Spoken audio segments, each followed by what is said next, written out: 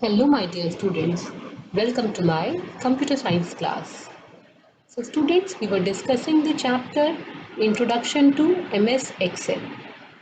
This is the fifth chapter of your computer science book, IT Planet. We have completed the explanation part of the chapter, and today we have to start with the question answers, the exercises of this chapter. So, let us start with the exercises.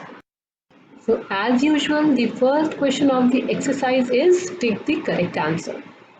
So, first one is a spreadsheet program that organizes data in rows and columns is called Excel, Word, or PowerPoint. And we know that a spreadsheet program is Excel, Word is a word processing program, and PowerPoint is a presentation program. Now, the collection of rows and columns is called a workbook, worksheet, or document. So a collection of rows and columns is called as a worksheet.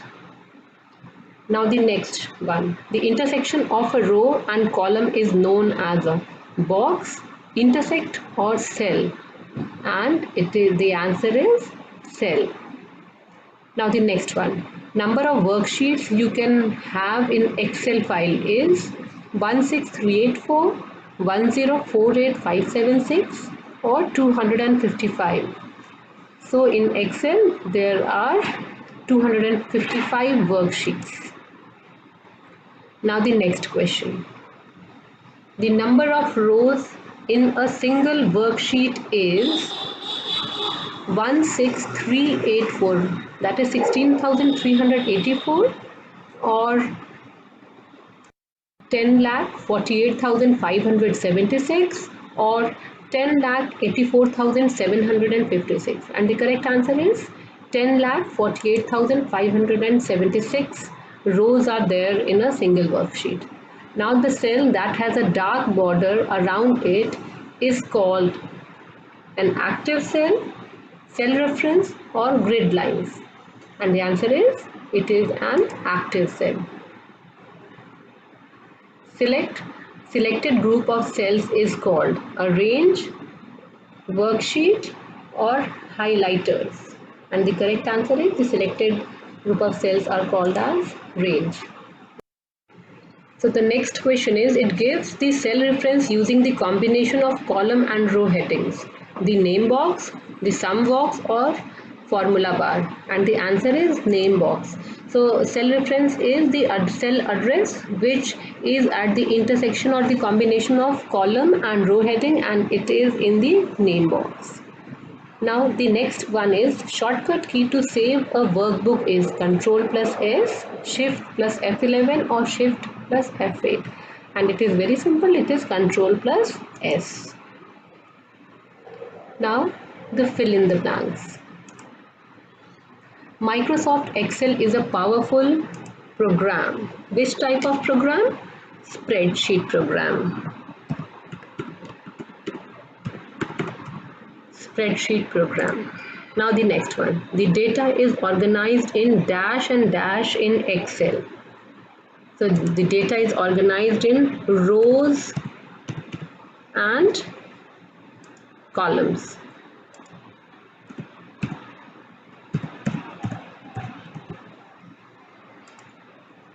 Next one. An alternative method of selecting a cell in a worksheet is using the dash. So we can also use the arrow keys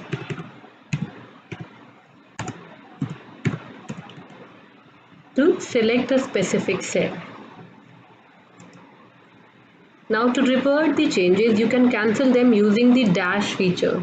Which feature we can use? It is the undo feature. You can revert the changes or go back to the previous change. When a column is inserted, it gets inserted to the dash of the highlighted column.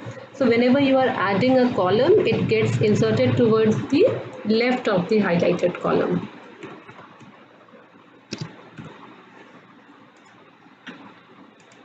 Now the selected group of cell is called a range.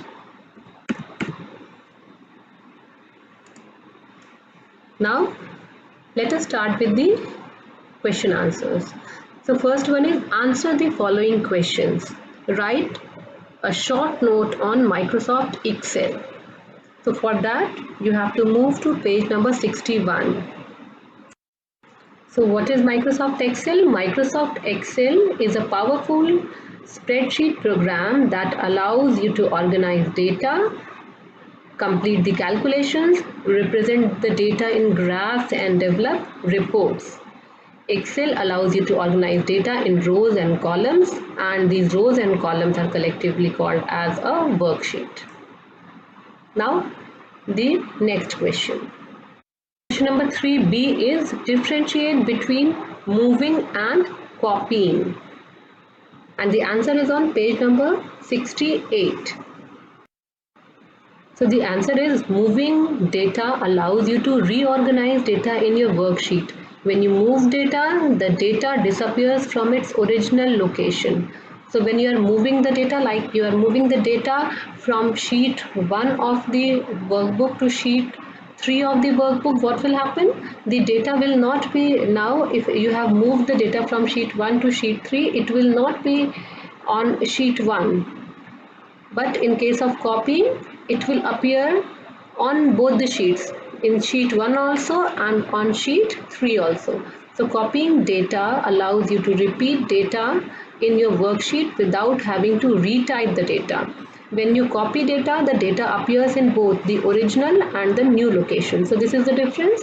When you are moving, the data now will disappear from the original location, and you can find the data on the new location only, while in case of copying, you can find the data at both the places, the original location also and the new location also. Now the next question is, when do we need to change a column width and row height? And for that we have to move to page number 69.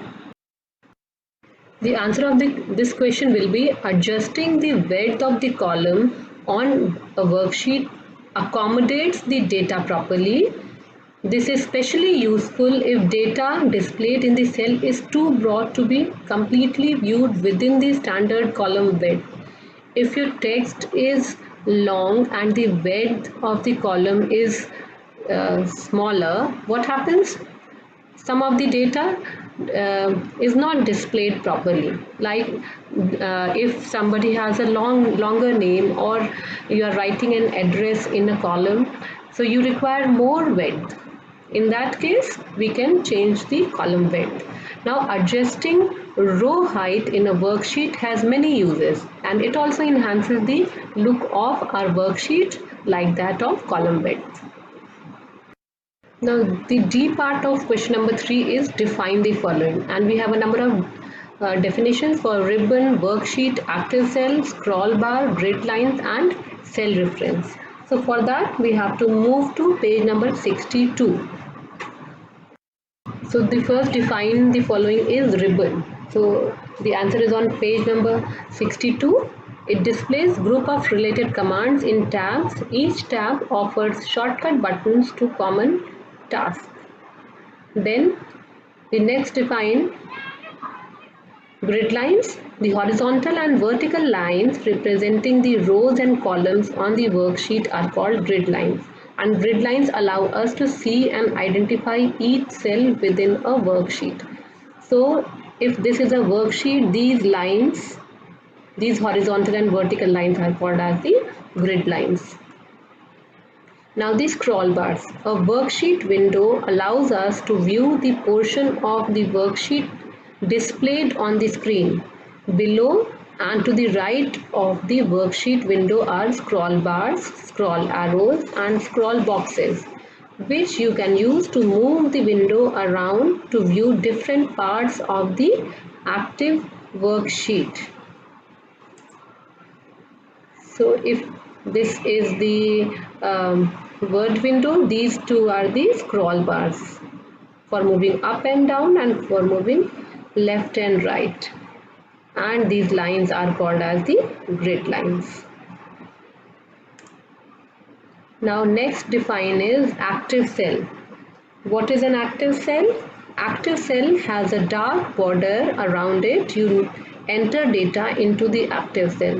Whenever you click on a cell, the cell becomes active and it has a darker border like this, and this is called as the active cell.